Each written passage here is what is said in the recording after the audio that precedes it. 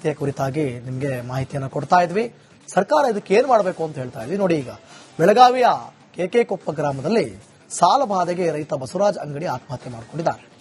ವರ್ಷ ಕಳೆದರೂ ಪರಿಹಾರ ಸಿಗದೆ ಕುಟುಂಬದವರು ಪರದಾಡ್ತಿದ್ದಾರೆ. 1 ವರ್ಷ ಆಯ್ತು.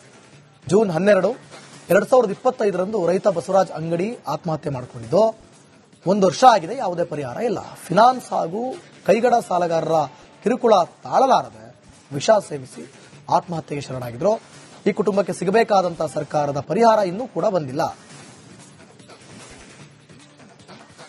ಕಳೆದ 3 ತಿಂಗಳ ಅವಧಿಯಲ್ಲಿ ಸುಮಾರು 31ಕ್ಕೂ ರೈತರ ಆತ್ಮಹತ್ಯೆ ಆಗಿರುವಂತದ್ದು. ರಾಜ್ಯದಲ್ಲಿ ದಿನದಿಂದ ದಿನಕ್ಕೆ ರೈತ ಆತ್ಮಹತ್ಯೆಗಳಾಗ್ತಾ ಇವೆ. ಆದರೆ ರೈತ ಆತ್ಮಹತ್ಯೆ ಮಾಡಿಕೊಂಡ ನಂತರ ರೈತ ಕುಟುಂಬಗಳು ಹೇಗಿದ್ದಾವೆ, ಜೊತೆಗೆ ಸರ್ಕಾರದಿಂದ ಏನಾದರೂ ಪರಿಹಾರ ಸಿಕ್ಕಿದೆಯಾ ಅನ್ನೋದ್ರ ಬಗ್ಗೆ ರಿಪಬ್ಲಿಕ್ ಕನ್ನಡ ಒಂದು ಅಭಿಯಾನವನ್ನ ರಿಯಾಲಿಟಿ ಚೆಕ್ ಅನ್ನ ಸದ್ಯ ಮಾಡ್ತಿರುವಂತದ್ದು. ಸದ್ಯ ನಾನಿರುವಂತಹ ಸ್ಥಳ ಬೆಳಗಾವಿ ತಾಲೂಕಿನ ಕೆಕೆಕೊಪ್ಪ ಅನ್ನೋ ಒಂದು ಗ್ರಾಮದಲ್ಲಿ ಇರುವಂತದ್ದು. ಗಮನಿಸಬಹುದು, ರೈತ ಕುಟುಂಬದಲ್ಲಿ ಇರುವಂತದ್ದು. ಕಳೆದ 1 ವರ್ಷಗಳ ಹಿಂದೆ ಈ ಒಂದು ಗ್ರಾಮದಲ್ಲಿ ರೈತರೊಬ್ಬರು ಅಂದ್ರೆ ಬಸವರಾಜ್ ಅಂಗಡಿ ಎಂಬುವರು ಸಾವನ್ನಪ್ಪಿದ್ರು. ಸಾಲ ಬಾಧೆಯಿಂದ ಸಾವನ್ನಪ್ಪಿದ್ರು. ಆದರೆ ಕಳೆದ 1 ವರ್ಷ ಆದ್ರೂ ಕೂಡ ಈವರೆಗೂ ಆ ಒಂದು ಕುಟುಂಬಕ್ಕೆ ಈವರೆಗೂ ಪರಿಹಾರ ಸಿಕ್ಕಿಲ್ಲ.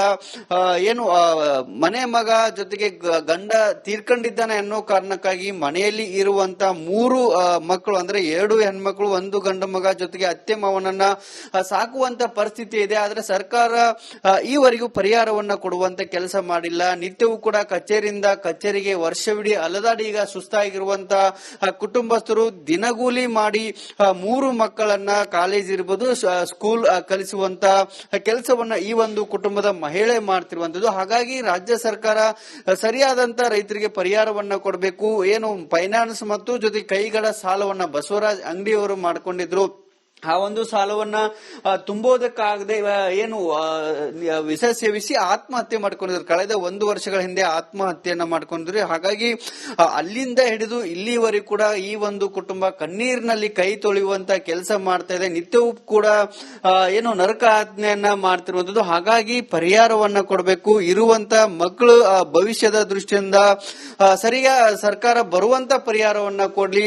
ನಮ್ಮ ಕುಟುಂಬಕ್ಕೂ ಆಸರೆ ಆಗ್ಲಿ. ಮಕ್ಕಳು ಕೂಡ ಸಣ್ಣ ಮಕ್ಕಳಿದ್ದಾವೆ, ಆ ಮಕ್ಕಳನ್ನ ಸಾಕುವಂತ ಪರಿಸ್ಥಿತಿ ಇದೆ. ಹಾಗಾಗಿ ಸರ್ಕಾರ ಪರಿಹಾರವನ್ನ ಕೊಡಬೇಕು ಅನ್ನೋದು ಒತ್ತಾಯ ಇತ್ತು. ಆದ್ರೆ ಈಗ ಮಹಿಳೆಯರಿದ್ದಾರೆ, ಅವ್ರ ಕುಟುಂಬಸ್ಥರಿದ್ರೆ ರೈತ ಅವರನ್ನ ಕೂಡ ನಾನು ಮಾತಾಡಿಸುವಂತ ಪ್ರಯತ್ನ ಮಾಡ್ತೀನಿ. ಅಮ್ಮ, ಯಾವಾಗ ತಿರ್ಕೊಂಡ್ರು, ಎಷ್ಟು ಸಾಲ ಮಾಡಿದ್ರು? ಅವರು ಒಂದ್ 2-3 ಲಕ್ಷ ರೂಪಾಯಿ ಸಾಲ ಆಗಿತ್ರಿ. ಹೊರಗನು ಸಾಲ ಮಾಡಿದ್ರಿ.